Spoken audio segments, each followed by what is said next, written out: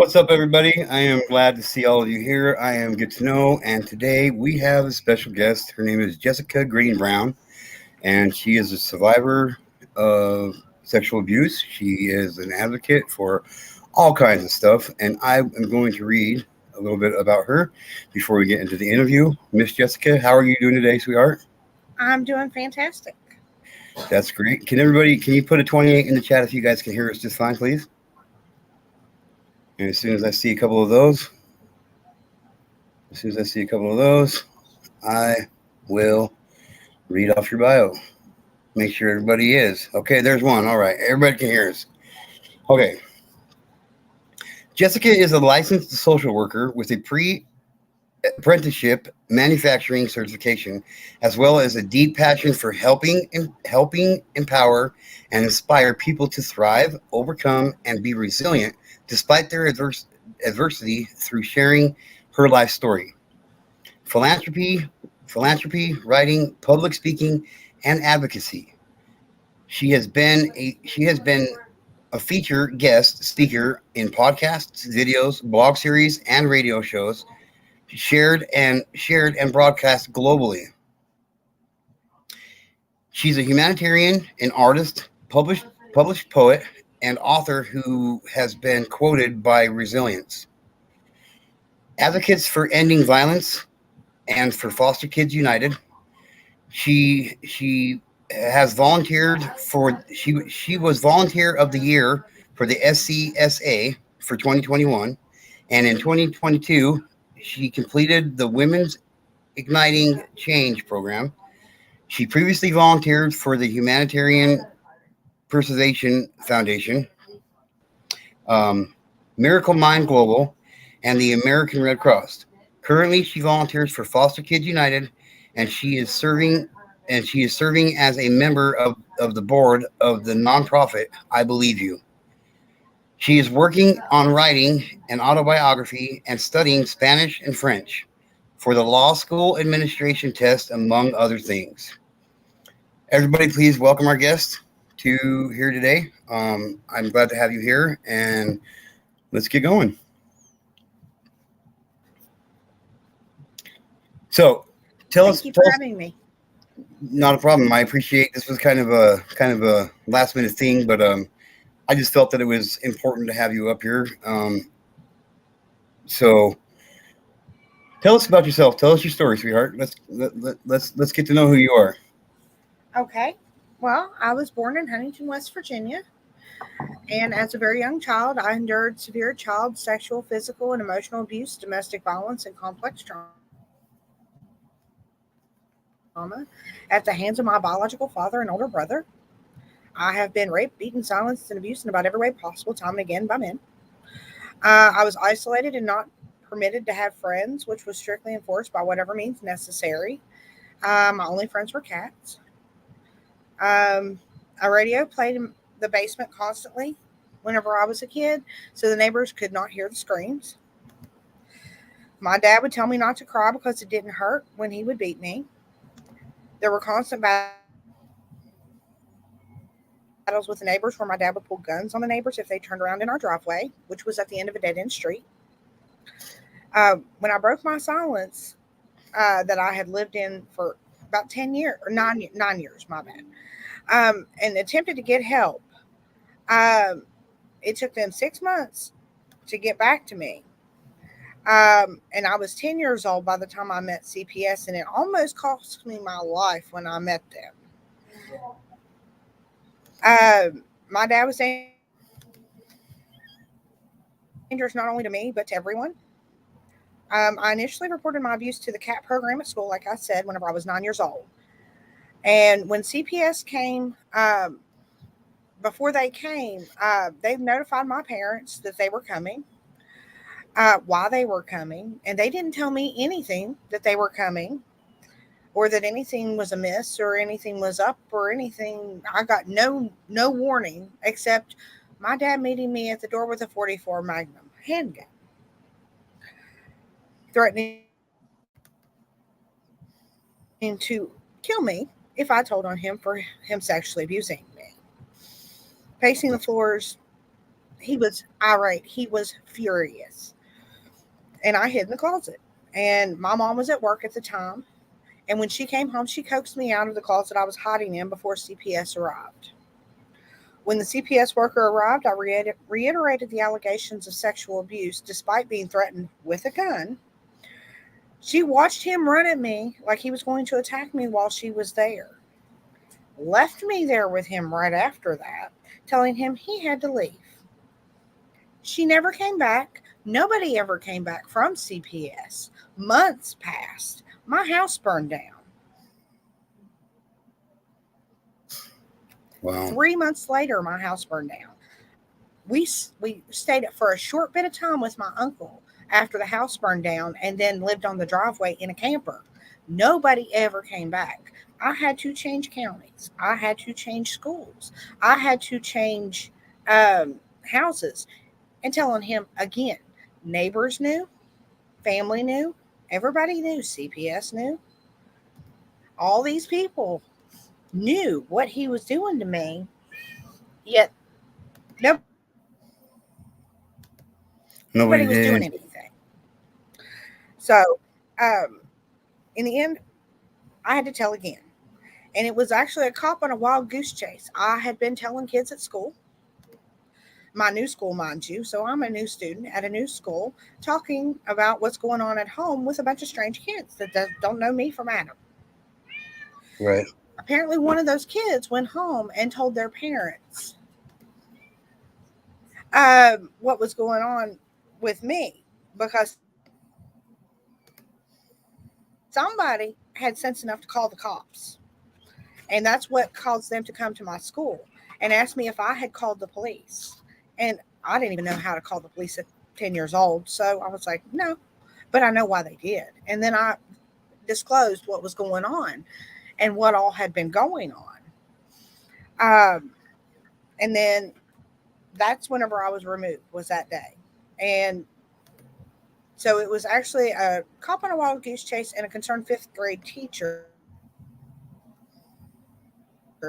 that helped me get the help that I needed that day, which was removed from my home. But that was probably a time frame of, I'd say, almost a year. I mean, yeah, between the time I initially told, it was more than a year.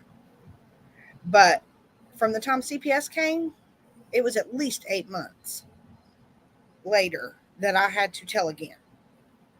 And I was beaten numerous times in between that time frame. My mom had a DUI and had to go to jail on the weekend, so I was left inside camper on the driveway of the burnt down house by myself with my dad while she went to jail on the weekends for her DUI. So I was not in a good position, needless to say. Right. I was placed in kinship care after that, which my brother picked up where my dad left off, and because he blamed me for the things my dad did to him. Um, and actually, until the day he died in 2020, he made it his life's mission to punish me for what my dad did to him. Everything from beating me with a belt in kinship care every morning before fifth grade. He stole my identity. He tried to kill me with a butcher knife and went to jail for it whenever I was 17. Um, but whenever I was in kinship care, nobody ever asked me why I was running away. My aunt's solution was to tie me up with a belt to one of her dresses. And when that didn't work, my uncle took a belt to me himself to try to Wow. stop me from running away. My dad was stalking me also at this time. My brother was taking a belt to me every morning before school. And they wondered why them taking a belt to me had no impact. They just still didn't stop me from running away. It made me want to run more. Right. Um, Rightly so. I, whenever I was, my mom was actually in the domestic violence shelter at the time. Whenever I was in kinship care, and she was unable to take care of us at that time. But I was not in kinship care very long, and I was returned to my mom as soon as she left the battered women's shelter and went back to live in her house, our house at the time. And my My dad was trying to break down the back door. I had to call the police. My mom froze. She couldn't function at all. She was terrified. Okay, hang on one second, sweetheart. Hang on one second, okay? Okay. Rapper, I appreciate you being here, but we don't do that here, man. We are not here to dox people. We are not here to talk about other creators. We are here giving respect to my guest, and this channel is not about that kind of stuff, man. So mods, if you need to, you guys know what you need to do. Okay, that's why I got mods here. Okay, go ahead. I'm sorry about that. Oh, it's okay. When I was 11, I was at a theme park with my brother and my mom.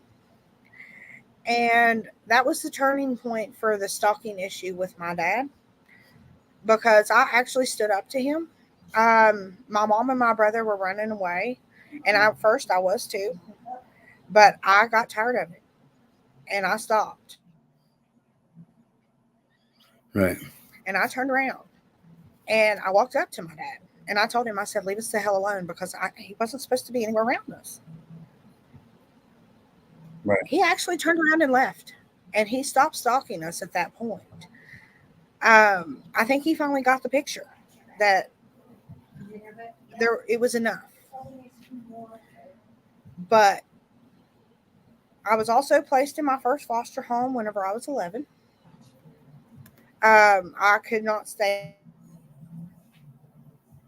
at my mom's because I was starting to have behaviors myself. I tried to break out a window, ended up in the hospital, um, and I was starting to act out myself.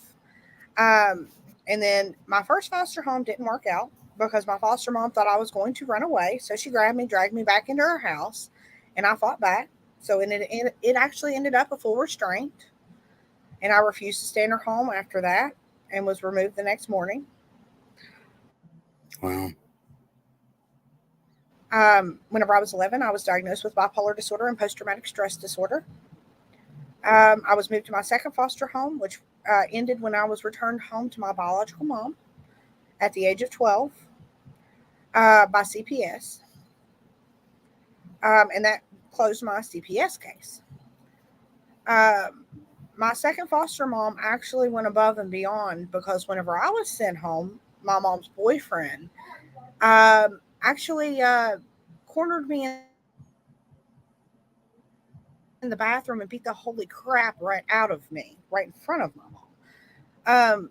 And after he was done with me, he was literally covered in toilet water because he was, I guess, that into beating the crap out of me. But after he was done with me, I actually felt so trying to think of the word to use here, worthless, that I actually took half a bottle of Tofranil and tried to kill myself. And I slept in my closet because I didn't feel worthy of sleeping in a bed. And I had a seizure that night, which woke my mom up. And she, of course, took me to the emergency room. And my foster mom showed up to comfort my mom while I was dying in the hospital. Um, and my mom's boyfriend actually told my mom that she should just let me die. And went and cheated on her that night. So my second foster mom actually went above and beyond there, and she was there to comfort my mom during the time that I was actually dying, and my mom's boyfriend was, out cheating on her. So that was it was a miracle that she actually showed up too, because nobody called her and Yeah. told her what was going on. She actually heard it on a police scanner, and she assumed it was probably going to be me. Wow. And she showed up on the chance it might be me. So shortly thereafter, whenever I was in the hospital, I heard they weren't permitted to hit you when you're in state's custody. So whenever I was 13, I refused to go back home to live with my mom, and I was placed back in state's custody. Wow. per my request. And this is I was just no longer a CPS. and this is just the first 13. This is just the first 13 years of your life, right? Oh, yes. It's just crazy. Yes. That's when I met my CASA worker, Bob.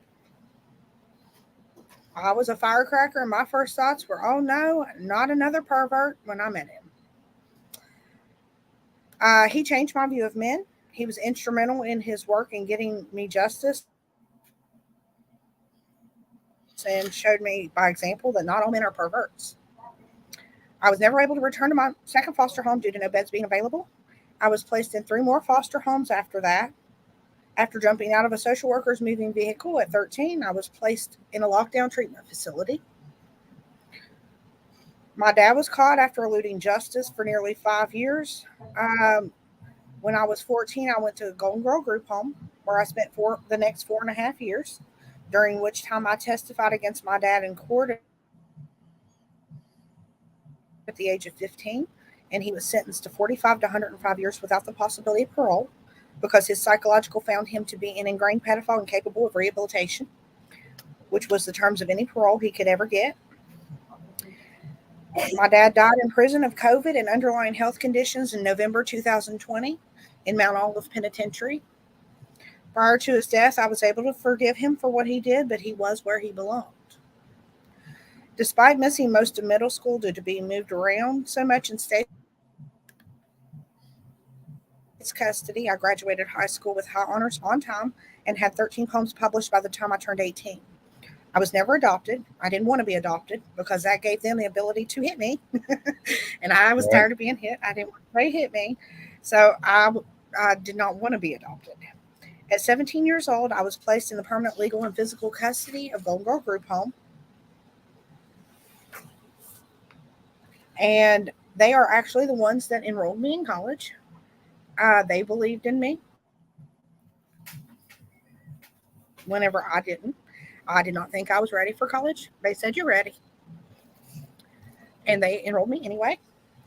I started out, I did not know how to type. And I started in remedial math classes. And I actually graduated with a 4.0 in social work, a 3.34 overall GPA, and my 400 plus page senior thesis was sent to the president of Marshall. It was on the correlation between domestic violence, child abuse, and animal abuse. While I was in college, I also volunteered for the Team for West Virginia Children for 2 years, advocating for abused and neglected children in court. So it is true that what doesn't kill you makes you stronger. Indeed. And I obtained my license to practice social work through the Council on Social Work Education Examination process, and worked for CPS actually for almost a year following graduation from college. But then after I quit CPS, I actually got sick and I became legally disabled. But despite being legally disabled, I have all these other qualifications that you already mentioned, and I don't want to repeat everything. So, all right. But actually, my mission is to use my negative situation and flip it into a positive that will help people. Because while I want to recognize the hearts and hands that help me, I also want to basically pay it forward and help other people with my story. And that's what I wanted for my closure, because it gives it purpose and it gives it meaning. And everything is worth it to me if I help even just one person with my story. Right. That's kind of what's led me here. I mean, when I started doing this, it started out as a way for me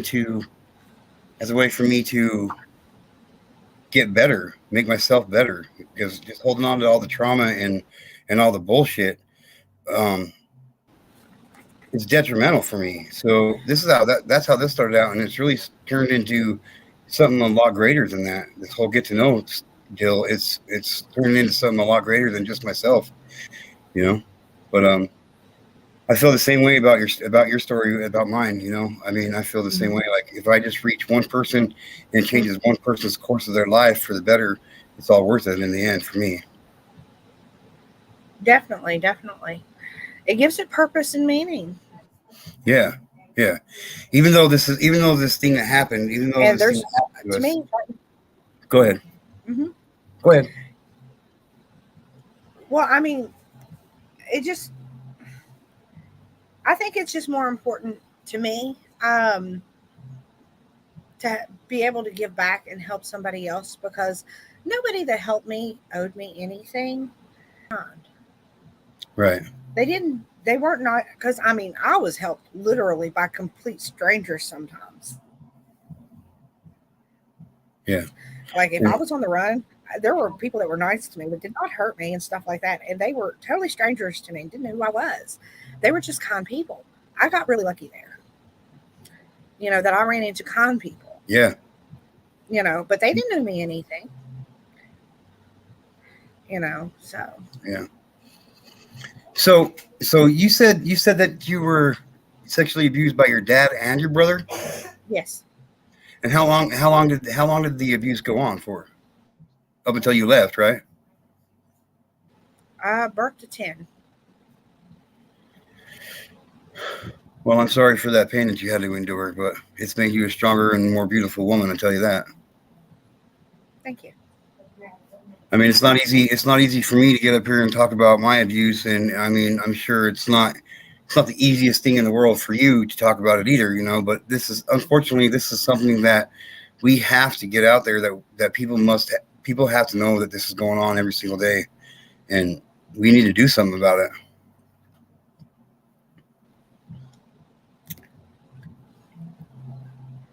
We all have our stories. Mine not essay, but advocacy is so important. Yep, it is cash. It is cash. My senior thesis at Princeton was 81 pages, including an appendix, and that took me 6 weeks. Damn, that's a paper, bro. That's a paper.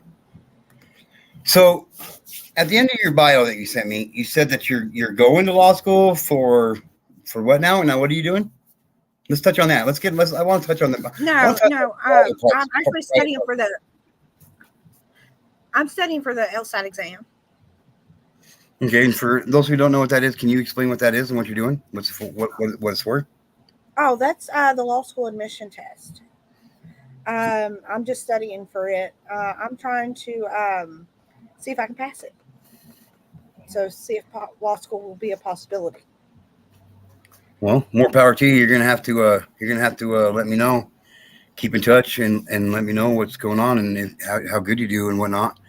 You know, that's huge, and I wish you all the luck for that. Really, Well, thank you. yeah.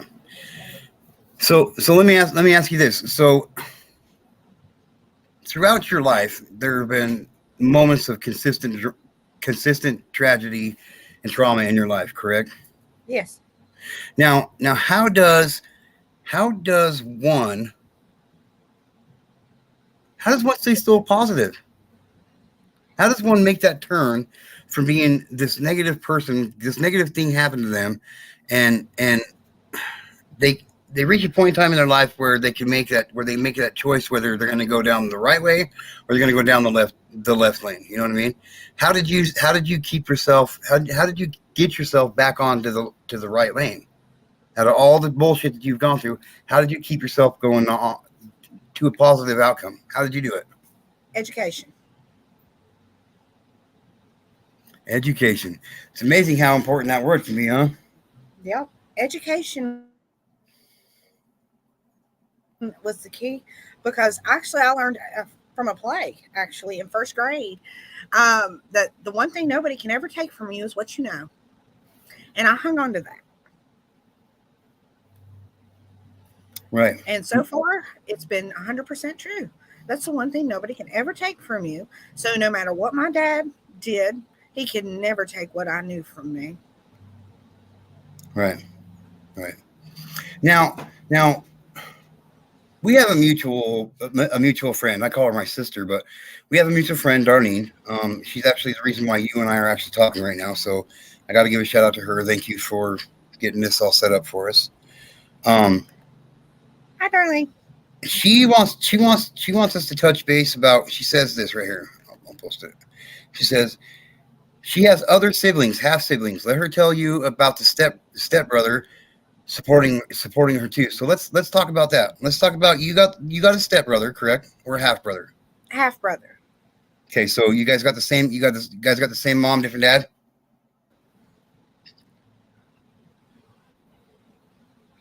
Yes, he's actually from my dad's previous marriage, and he got on there on my first video and commented, talking about some of his experiences with my dad, with our dad.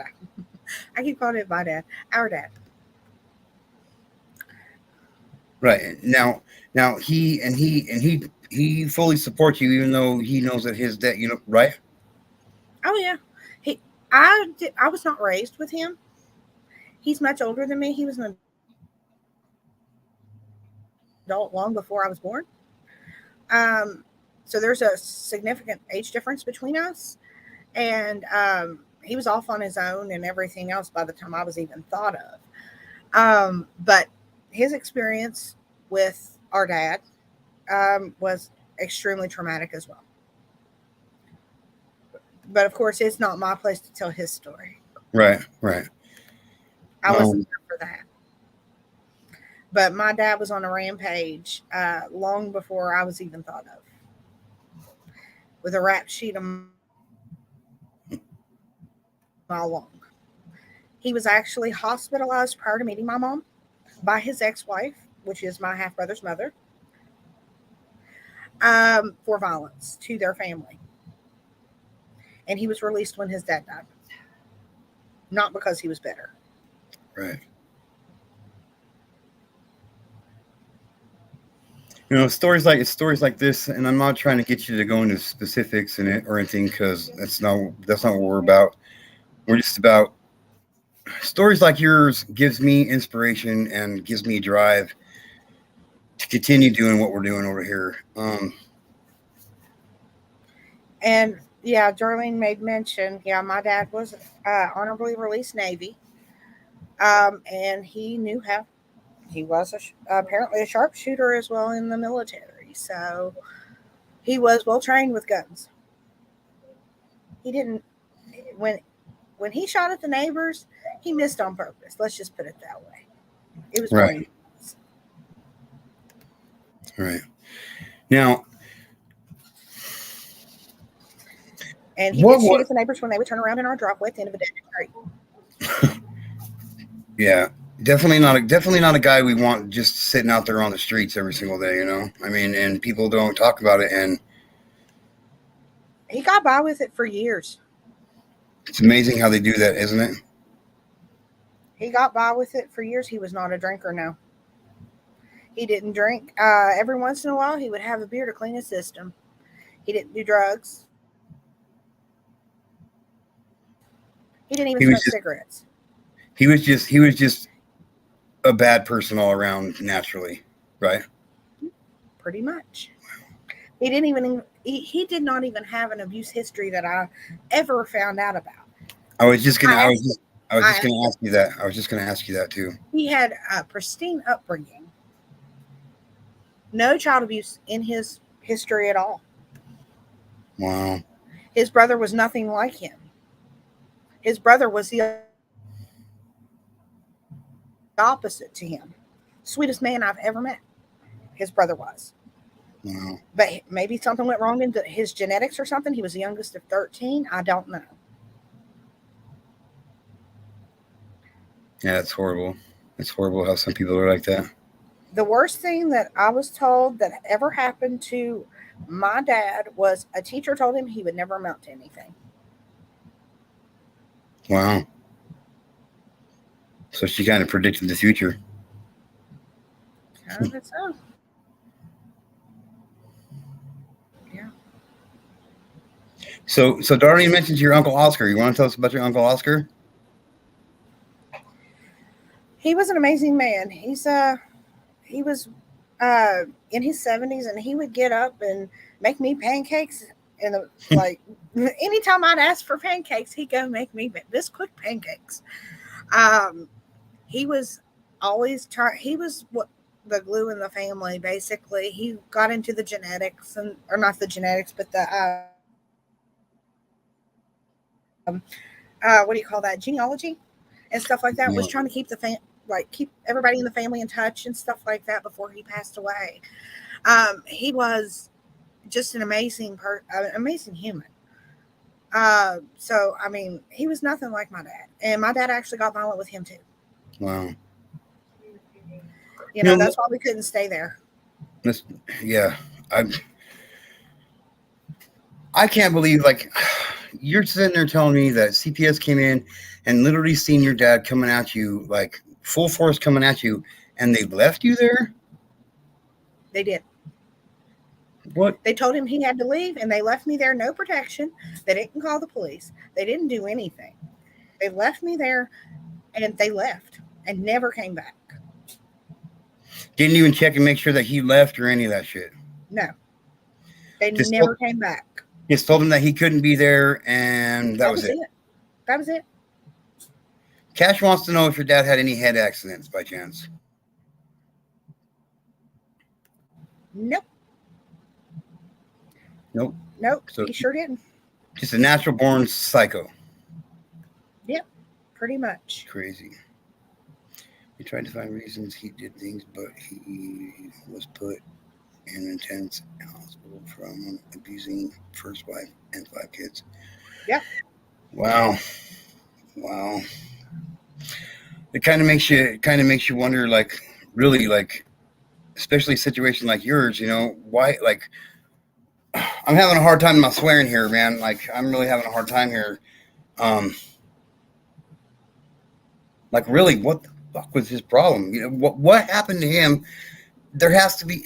I don't know. I've never found an explanation. I stopped trying to figure it out. But the fact of the matter was, the judge that was assigned to my case while I was in state's custody told my mom that it was the worst case of abuse he'd ever seen. Wow. And when a judge says that, it's pretty fucking bad.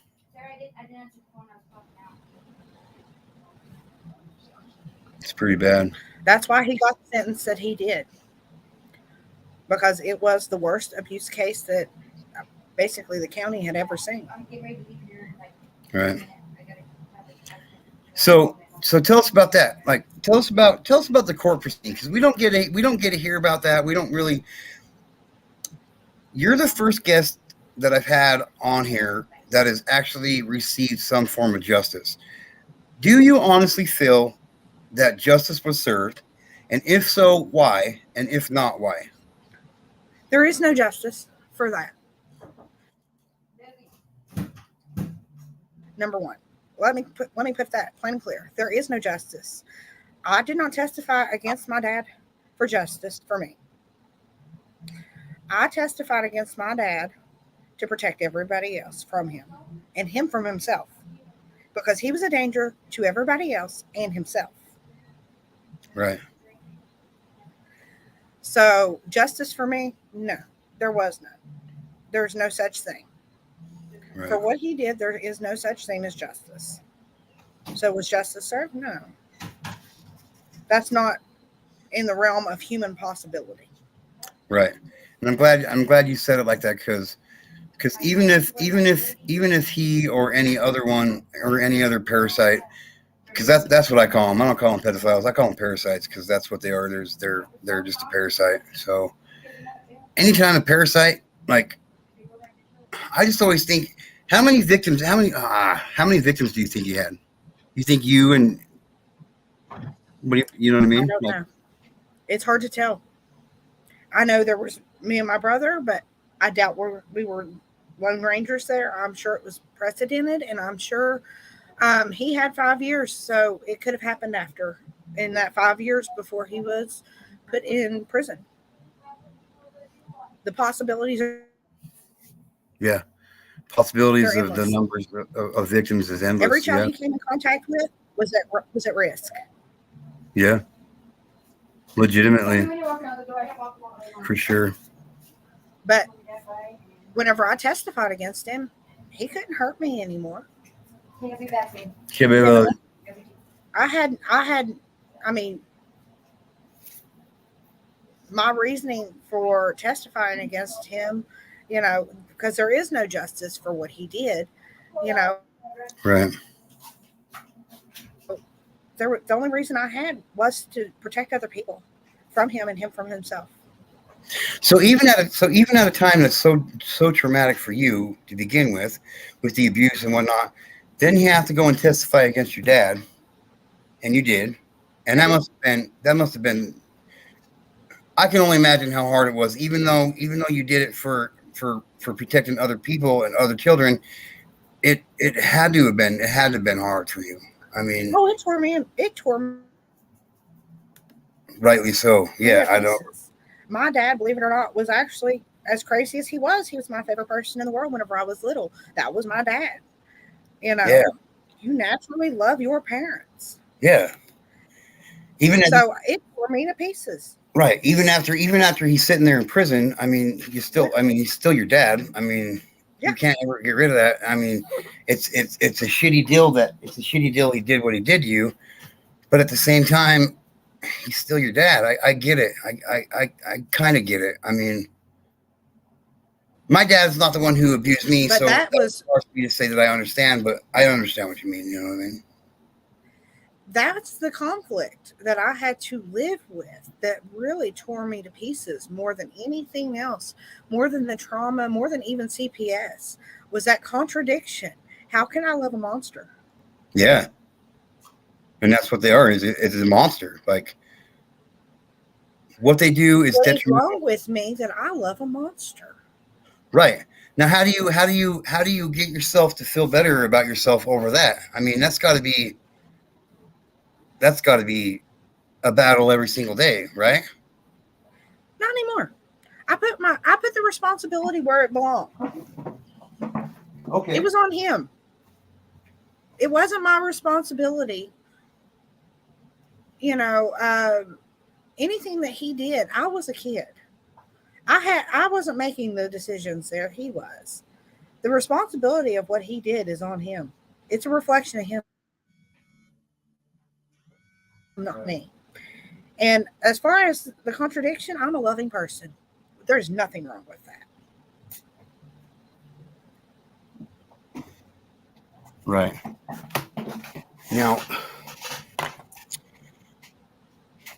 I want to ask some questions, but I got some questions I want to ask, but I don't know.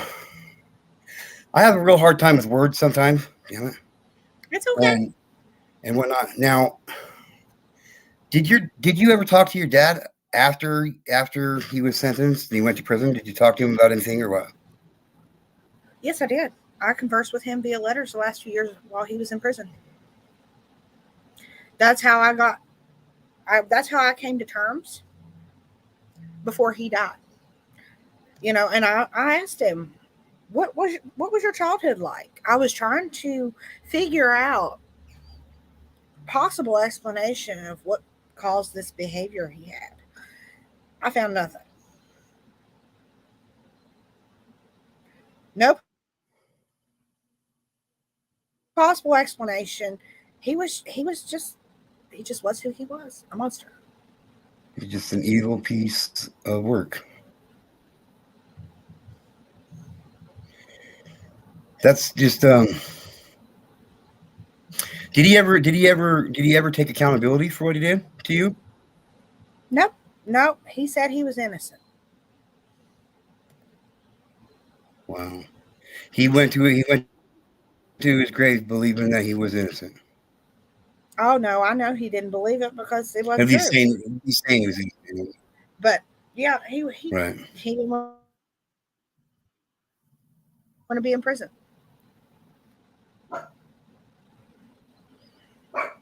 You Wow. know. No, yeah. No, But yeah. yeah, Come here.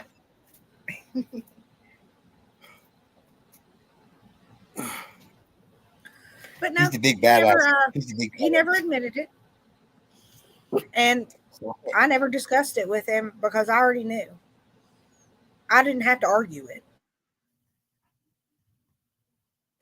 I already know the truth. I was there. Right. Like I was the one you did it to. I know what happened. And I no, don't have to argue what I already know. all right. No, Cash, he was a It was a cunt. waste of time. Right. He was a cunt. That's right. Sorry. Yes, yes. My dad murdered my little brother. Okay. Let's dabble into that if you feel like it. I mean, I, whenever I was 4 years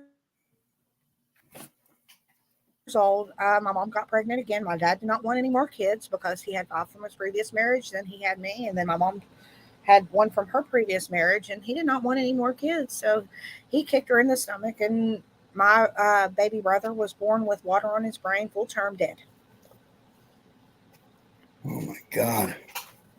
He's just an all out evil piece of shit, man. So I remember being 4 years old playing with my mom's hospital bed after she gave birth to a dead baby. And she's trying to explain to me, I'm not going to have a baby brother after I expected to have somebody to play with. I was furious. I didn't know what happened or why my brother wasn't coming home with us that day until years later. I didn't find out what happened till years later. But I remember being 4 years old playing with my mom's hospital bed and finding out the news that I was not going to have a playmate. Wow. So so out of all the I trauma, was not a happy camper. right, right. I can only imagine. I can only imagine. As somebody who hasn't been through that can never understand the feelings and the emotions that you went through. But Well, I wasn't allowed to have friends. So, right, if my mom, gave birth to a kid, I had a playmate, yeah, you know, and she never got pregnant again, and I didn't understand that. I was like, "Mom, come on, give me a brother or sister." I was somebody to right, play with. right, and rightly so. But I mean, I was a kid, I didn't understand. most kids want that little brother or little sister. So Yeah. I mean, I've always wanted a big brother and big sister. I mean, I got some, but they're not my family. You know what I mean? But that's a whole nother story. But with all the trauma that you've been through, and all let's just call it, with all the bullshit that you've had to endure, how how in the hell do you stay so positive? Because I mean, this is only people don't really know this. I don't really get to know. I really don't get to know the I panel choose to be guests. positive. You just choose to be positive, I just choose to be positive. I refuse to let it steal my joy. I refuse to let it steal my happiness. And I'm not letting it steal my future. That's not, I, my dad does not deserve it. right? That's a good way to look at it, for It's sure. not his place to steal my life, my joy, my dreams, my happiness, my future. Right? And I'm not giving him that. He already took all this power. He already took all this power away from you. He Why already give? had those 10 years. He's, Yeah, and then he already took a lot, pretty much my whole childhood trying to heal from it. And then through college and stuff like that, and then all the way up to the time I turned 36 and when my brother died. So basically, 36 years worth of misery loves company. absolutely. After my brother passed away, that was enough for me. Right. I don't want to join the misery club. I I want to hate be the happy, misery club. and I choose to be because misery does love company. Absolutely.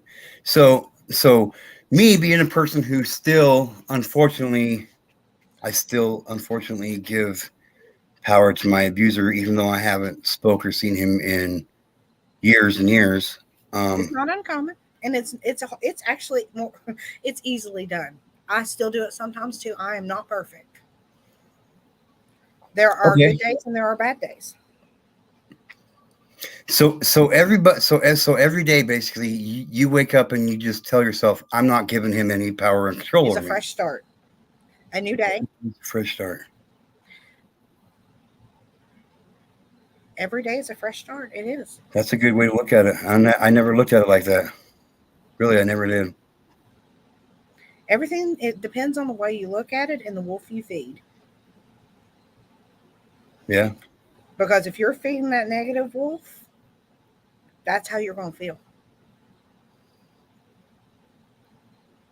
yeah. That's. I'm going to say right now, personally, And I thank you. sometimes I do feed that negative wolf. Hi, Latoya.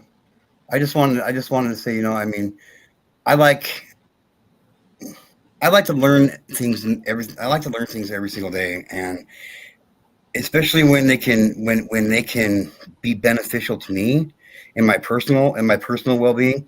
I really appreciate what you said there. Like every day is a clean slate. So you taught me something today, and I really appreciate that. And I'm going to incorporate that into my life. I'm serious. Like that's an amazing way to think about it. And just The way starting I out. see it, Go ahead. life is like a book. You're writing a book page by page every single day. How do you want it to read? Take control of the pen. That's all you have to do. Take control of the pen. You're in control of that pen. If you give somebody else that pen, they're going to write your story for you. Yeah, and you don't want other people writing your story. I mean, that's where false narratives come in. That's where Right. just you know. So yeah, no, that's good. That's good. That's really good. And I appreciate the education that you have given me today so far. So um, let's talk a little bit about the laws. What do you think about the laws and the penalties that are governed by these laws? Um, do you think they're good enough? Do you think they need to be harsher? Do you think they're too I harsh? think they're inadequate. I think they're unpredictable. Do I think they're too harsh? No. I think my dad got the sentence he deserved. And he was to serve it consecutively, not concurrently. So he spent the rest of his life in prison and everybody was safe. But it's a case by case basis because my case is different than this case or that case. So every Right, case is individual. right. But that leads to a lot of unpredictability. And law in the books does not always transfer to reality. Right, And law is only as good as it's enforced too. right, right, Like for instance, if a woman is being abused in a domestic violence relationship, she goes and gets a domestic violence petition, right? Which is supposed to protect her right, legally. right. What's she gonna do? Throw a piece of paper at a man? Yeah, yeah. I mean, it's just a piece of paper. Right. How's a piece of paper going to protect her when he comes calling? It isn't trying to knock down her door. Police aren't there yet, and he's gone by the time the police get there, which is what happened in my case. Right. I mean, it only takes a matter of a couple minutes to kill somebody. I mean, Right. in the reality of it, and when people are heated, that gets amped up, and yeah, like you said, like that piece of paper's not a shield. It's not going to shield and protect me from shit. Right. It's a piece of paper. It's a piece of paper. That's what it comes down to. It's just a It's dead worthless tree. piece of paper. It's a worthless piece of paper that says this isn't supposed to happen. But it is. Oh my gosh. Let me crumble it up and throw it at you. Yeah, like it's gonna knock you. It's gonna knock you the fuck out because it's a piece of paper and it's all holy and mighty, right? No, it's not. It doesn't work like It's that, only as good as it's enforced. right? And if your police department, and I'm not talking shit about police, so don't get it twisted, but if your police department's like anything like mine, it could be a couple days before they show up on what you call for. Right. Now, now, So where's the protection? yeah. I want to talk about this. This sounds like something positive. I'm gonna post it up here on the screen. Also, Jessica is going to be on America's Next Motivator. Let's talk about that. That sounds interesting and positive, and in the direction that Get to Know wants to go. Let's talk about that. That sounds like it's a. Let's talk about something positive out of all this negativity. Let's talk about something positive. Yeah, Cedric Riley has America's Next Motivator, and I'll be going on there sometime shortly. I'm not sure exactly when just yet. He's got to get it set up, but it is planned that I will be going on America's Next Motivator. What exactly? I mean, the name of it's obviously tells what it is, but It's a show that basically he developed a few years ago. Um,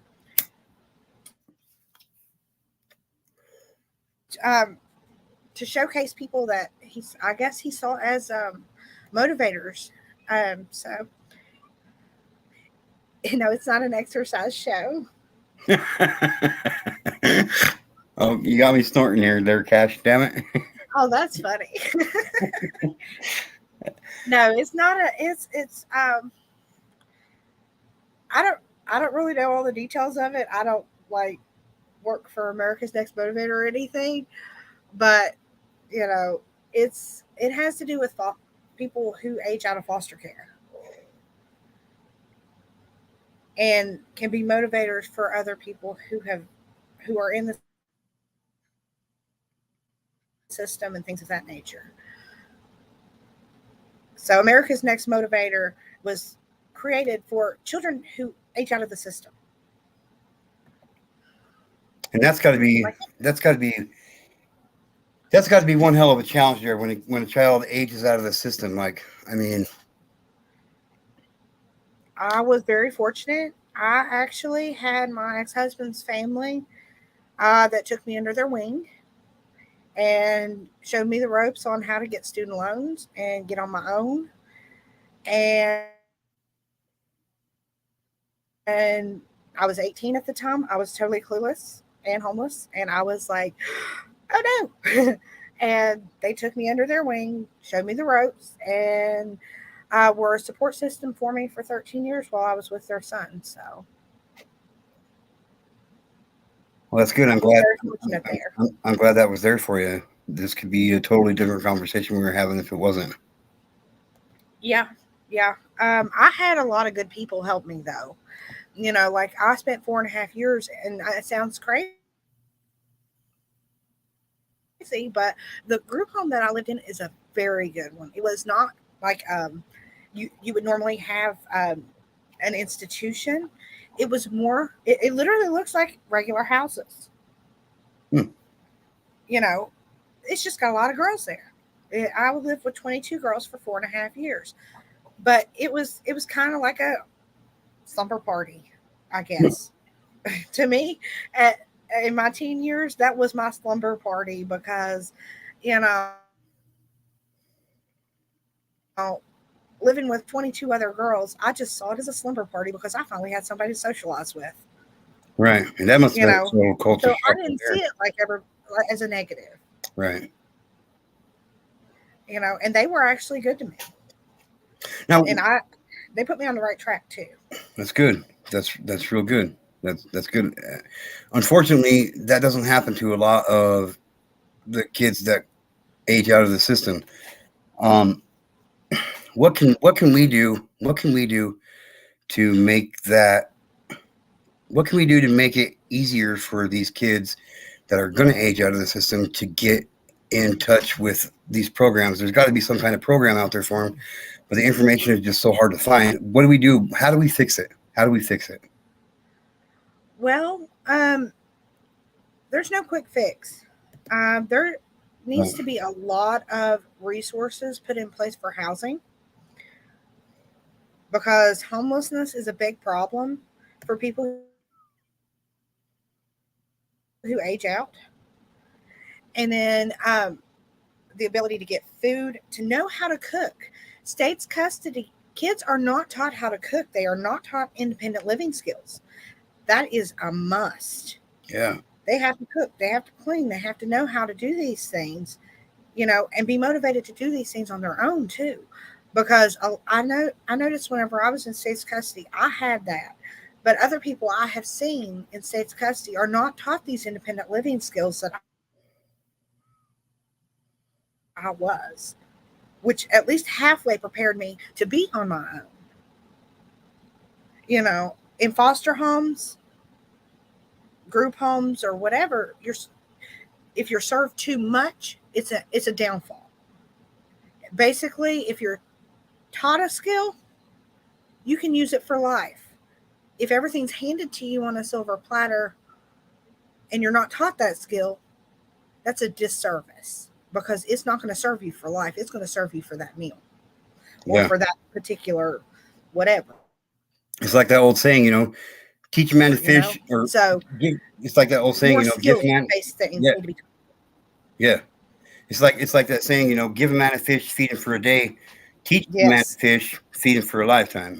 I mean, skills need to be taught. More skills need to be taught while they're in state's custody. Hi. Right. But that's two areas that I know for a fact that they need a lot of services in. And moral support, mentorship, somebody to talk to. Moral support is very important on decision making and stuff like that. Hey, I need some advice. Good advice. Yeah. Yeah. So, somebody I had that with my ex-husband's family. If I needed advice, I knew who I could go to. That's what they need.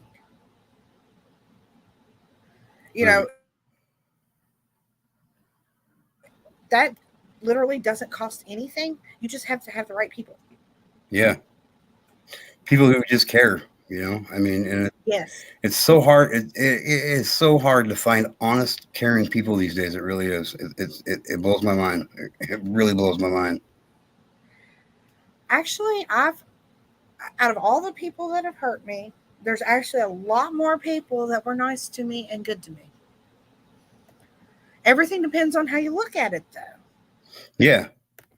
Every negative has a positive, or it wouldn't be a negative. Did nothing to hurt me.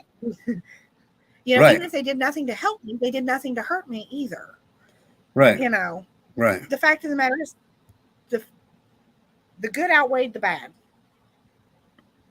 So there's actually, contrary to what you just said, I know, but there's actually more good people than bad. It just depends on how you look at it. I think there's bad apples, and they spoil the bunch. Yeah, absolutely, absolutely. Actually, I seem to recall some kind of. It's kind of like if you have a plant and it's got bad areas on it, you pluck them off. Yeah. Because they will kill the rest of the plant. Yeah. I agree with you 100%, Dolly Bear. I really do. It's kind of like that scenario.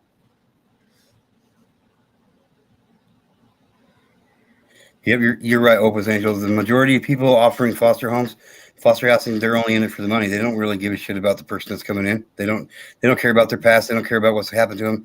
They're just in it for the money. And unfortunately, we live in a society that's based around money. And it sucks.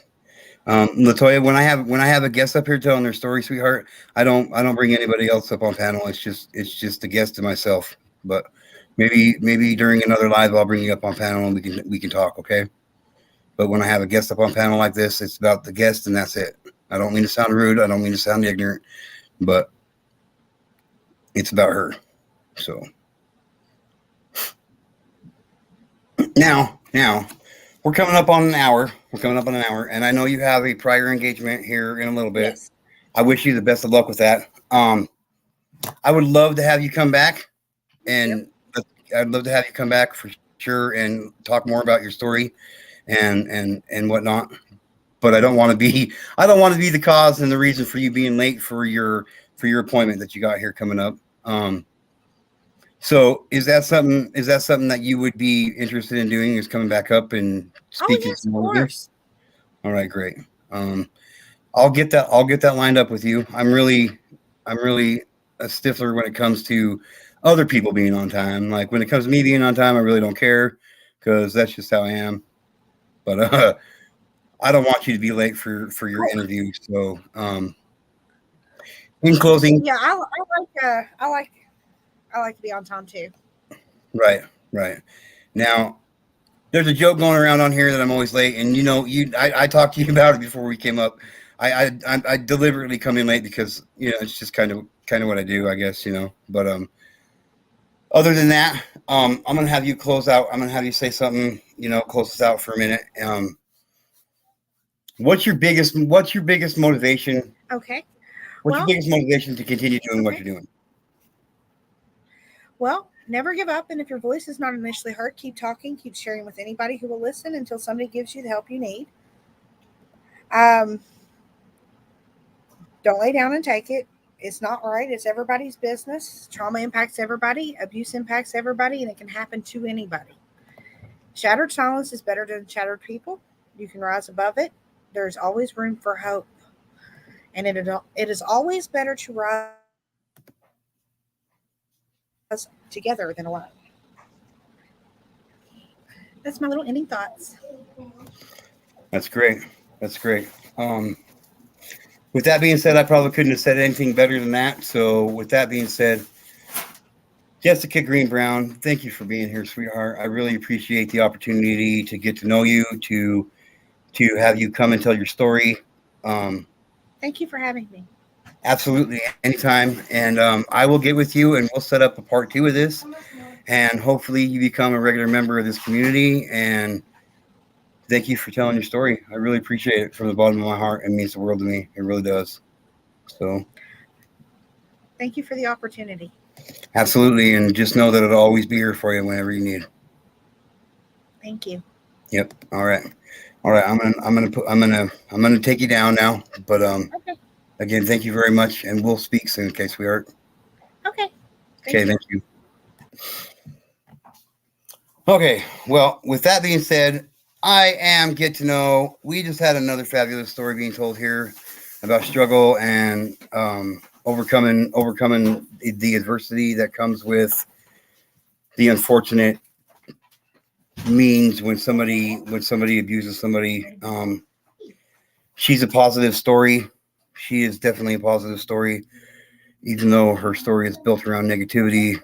She's one who has found the positive in the world, and I appreciate you telling your story with us. Remember, we're coming up on an hour and 4 minutes of doing this, and that means 17 children or 32 children have been sexually abused while we've been doing this live, and that's what we are fighting against. Do me a favor, hit that like button, whether you like it or not. Hit the thumbs up, hit the thumbs down.